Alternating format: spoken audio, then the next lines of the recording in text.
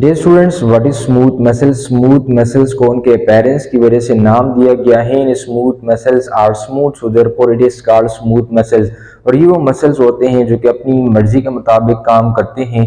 हम ना उसको कंट्रोल कर सकते हैं और ना उनसे अपनी मर्जी के काम ले सकते हैं। सो therefore it is called involuntary muscles. और ये थकावट भी महसूस नहीं करते। इसके साथ ही नॉन स्ट्रेटेड मसल्स होते हैं। नॉन स्ट्रेटेड मसल्स का मतलब ये है कि इसके अंदर न डार्क वेन्स हैं और लाइट वेन्स हैं। सो therefore it is called non striated muscles. और साथ में इट इज यूनिन्यूक्लिएटेड सेल्स, यानी सिंगल न्यूक्लियस इसके अंदर मौजूद हैं। और ये ब्रांच होते हैं, साथ में जो हॉलो ऑर्गन्स होते हैं तो ये इसके अंदर मौजूद होते हैं।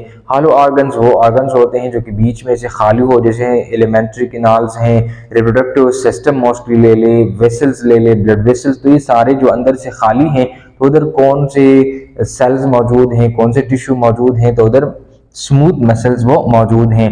और ये स्पाइंडल शेप के होते हैं। स्पाइंडल शेप इस स्ट्रक्चर को कहते हैं जो कि बीच में से इस तरह ब्रॉड हो और एंड पर ये नुकीले हो, तो this type of shape is called spindle shape. और ये टैपर्ड एंड रखते हैं। टैपर्ड एंड्स का मतलब ये है कि ये नुकीले एंड्स होते हैं। जैसे यहाँ पर आप देख सकते हैं ये नुकीले हैं, नुकदार हैं, और ये भी नुकदार हैं। सो therefore it is called tapered and, it's have tapered and.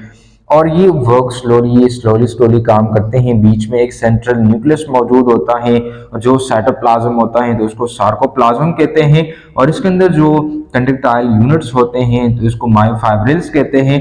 और ये एक मेम्ब्रेन से घेरे हुए होता है, तो this membrane is called plasma membrane, just like normal sales.